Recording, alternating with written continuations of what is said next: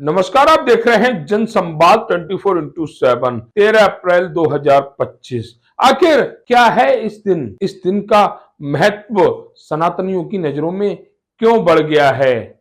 इस दिन ऐसा क्या खास है कि लोनी को भगवामय करने की तैयारियां चल रही हैं? 13 अप्रैल 2025 को हिंदू रक्षा दल सनातन उदय यात्रा निकालने जा रहा है। हालांकि यात्रा ये हर साल निकलती है, क्योंकि 13 अप्रैल 2025 को हनुमान जन्मोत्सव कार्यक्रम हिंदू रक्षा दल मना रहा है। हिंदू रक्षा दल हनुमान जन्मोत्सव कार्यक्रम हर साल मनाता है, धूमधाम से मनाता है। उस दिन लोनी में एक ही आवाज आती है, वह आवाज आती है जय श्री राम की। इस कार्यक्रम को सफल बनाने के लिए हिंदू रक्षा दल के पदाधिकारी उन सभी सनातनियों को अपने साथ जोड़ रहे हैं। 13 अप्रैल 2025 का आमंत्रण दे रहे हैं, आप आए। आप किसी भी दल से हैं, हमें फर्क नहीं पड़ता, लेकिन आप सनातनी हैं, हमें बहुत फर्क पड़ता है। सनातनी अगर इस यात्रा में नहीं आएंगे तो यात्रा का महत्व क्या है? जिस तरह से हिंदू रक्षा दल जोर शोर से 13 अप्रैल 2025 की तैयारियों में जुटा हुआ है, हम उन सभी सनातनियों से अपील भी करेंगे कि हिंदू रक्षा दल को सहयोग भी करें, आर्थिक सहयोग करें, जिससे कि यह यात्रा दोगुनी ताकत के साथ लोनी की सड़कों पर निकल सके। हर बार अपना रिकॉर्ड तोड़ती है हिंदू रक्षा दल। जिधर देखो उधर राम भक्त, हनुमान भक्त नजर आते हैं। जिस तरह इस बार भी जोर शोर के साथ इस यात्रा को निकालने का अभियान जारी है। इसी कड़ी में हिंदू रक्षा दल के ही वरिष्ठ पदाधिकारी भोले जी द्वारा प्रसिद्ध अभिनेता राकेश राजपूत को आमंत्रण दिया गया। साथ ही आमंत्रण दिया गया समाज सेवी चौधरी जगत सिंह जी को। जिस तरह हिंदू रक्षा दल के पदाधिकारी सनातन का झंडा जोर शोर से उठाए हुए हैं, हिंदू परिवार को कहीं कोई प्रॉब्लम हो, दिक्कत हो, उसके लिए हिंदू रक्षा दल 24 घंटे तैयार रहता है। वह चाहे लोनी हो, जिला गाजियाबाद हो या उत्तर प्रदेश का कोई भी जिला हो, हिंदू रक्षा दल ने सनातनियों को जोड़ने का अभियान छेड़ रखा है। अपने अभियान में उसे कामयाबी भी मिल रही है। जिस तरह 13 अप्रैल 2025 के लिए हिंदू रक्षा दल के सभी पदाधिकारी और कार्यकर्ता उन सभी विभूतियों तक जा रहे हैं जो उनको आमंत्रित कर रहे हैं हिंदू रक्षा दल की सनातनोदय यात्रा में आने के लिए। चैनल के माध्यम से हम उन सभी हिंदू परिवारों से आह्वान करते हैं कि 13 अप्रैल 2025 को लोनी जरूर पहुंचे, एक भव्यमय यात्रा को देखने के लिए। एक ऐसी यात्रा जो साल दर साल अपना रूप बढ़ा रही है।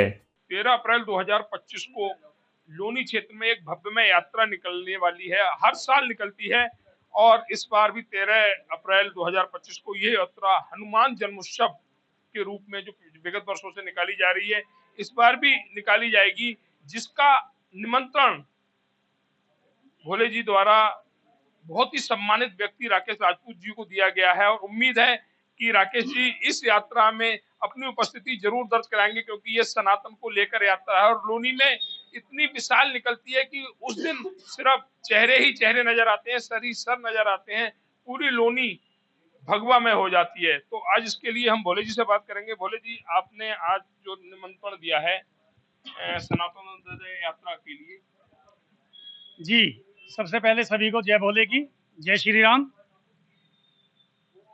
ये सनातन उदय यात्रा हमारी पिछले 10 सालों से चल रही है। हिंदू रक्षा दल, जिसके राष्ट्रीय अध्यक्ष श्रीमान पिंकी भैया जी और भूपेंद्र चौधरी, जो पिछले 25 वर्षों से जो है हिंदुत्व के लिए काम कर रहे हैं, अपना काम वो बिना किसी राजनीतिक दबाव के अपना काम करते हैं। अभी आपने देखा होगा पीछे बांग्लादेश में जब हमारे हिंदुओं के ऊपर अत्याचार हो रहा था, तो उस अत्याचार के विरुद्ध उन्होंने आवाज उठाई। आवाज उठाने में तो यहाँ उन्होंने किसी जो रोहिंग्या थे उन पर एक लाठी से प्रहार किया, तो उसमें वो जेल चले गए। गवर्नमेंट ने जो है उस चीज को नहीं सुना और उनको 5 महीने के लिए जेल में डाल दिया। लेकिन हम ये कहते हैं कि ये जो निमंत्रण पत्र हम दे रहे हैं, इसका नाम है सनातन उदय। हनुमान जन्मोत्सव के रूप में जो हम इसको मनाते हैं, एक बहुत ही विशाल शोभा यात्रा निकलती है और एक संदेश दिया जाता है कि सभी हिंदू एक ही मंच के नीचे ये यात्रा निकालते हैं।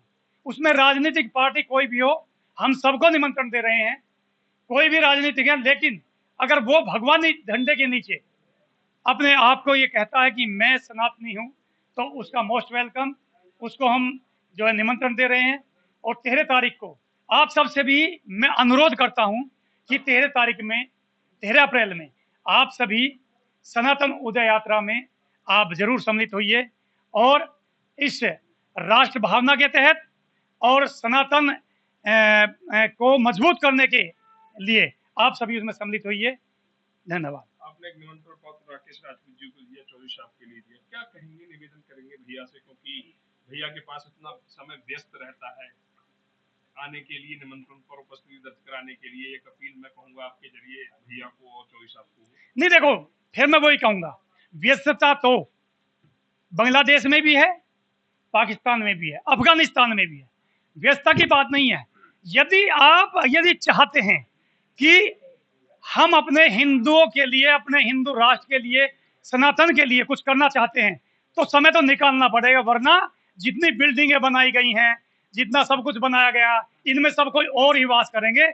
जैसे पाकिस्तान में अब हिंदू नहीं रहा है, बांग्लादेश में हिंदू नहीं रहा है, अफगानिस्तान में हिंदू नहीं रहा है, तो हम इन बिल्डिंगों को बना क्या करेंगे। अगर हम बात करें लोहड़ी की, लोहड़ी में अभी कुछ दिन पहले श्री राम चरितमानस का पाठ हुआ था और उसी अगर हम कहें तो राम कथा हुआ था, जिसको लेकर के आपने देखा कि हिंदू या अन्य लोगों में बात विवाद हुआ सुरक्षा को लेकर के, इसके बीच में किस तरह से आप लोग कोई चीज महसूस करेंगे? नहीं, इसमें हम एक बात कहना चाहेंगे जरूर, जब आपने ये क्वेश्चन किया है, इसमें हम एक बात कहना चाहेंगे कि इसमें यहाँ शासन और प्रशासन की गलती है।